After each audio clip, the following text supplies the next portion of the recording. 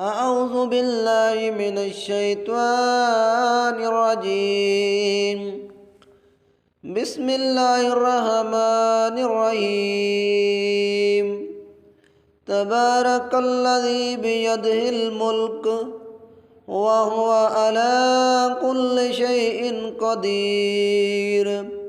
الذي خلق الموت والحياة ليبلوكم أيكم أحسن أملا وهو العزيز الغفور الذي خلق 7 سماوات طباقا ما ترى في خلق الرحمن من تفاوت فارجع البصر هل ترى من فطور ثم ارجع البصر قرتين ينقلب إليك البصر خاسئا وهو حسير.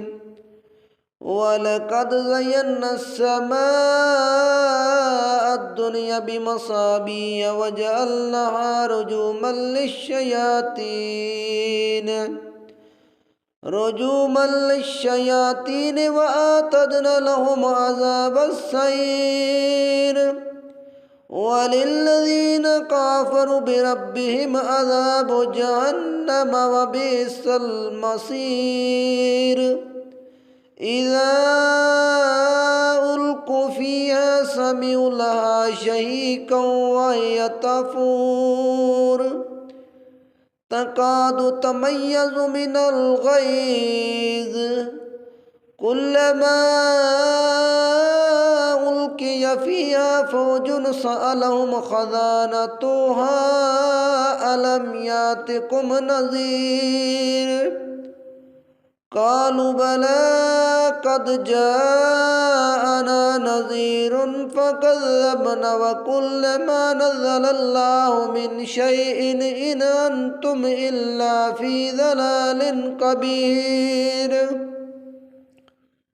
وقالوا لو كنا نسمع أو نعقل ما كنا في أصحاب السعير فاعترفوا بذنبهم فسوقا لأصحاب السعير.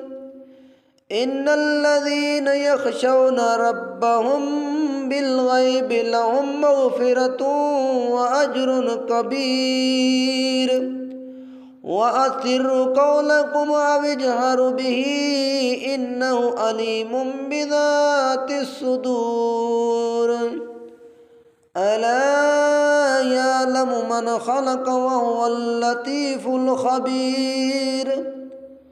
هو الذي جعل لكم الأرض ذلولا فامشوا في مناكبها وكلوا من رزقه وإليه النشور. أأمنتم من في السماء أن يخسف بكم الأرض فإذا هي تمور أم أمنتم من في السماء أن يرسل عليكم حاصبا فستعلمون كيف نذير. ولقد كذب الذين من قبلهم فكيف كان نكير. أولم يروا إلى الطير فوقهم صافات ويقبضن ما يمسكوهن إلا الرحمن إنه بكل شيء بصير. أمن هذا الذي هو جند لكم ينصركم من دون الرحمن إن الكافرون إلا في غرور. أمن هذا الذي يرزقكم إن أمسك رزقه بل لجوا في عتو ونفور.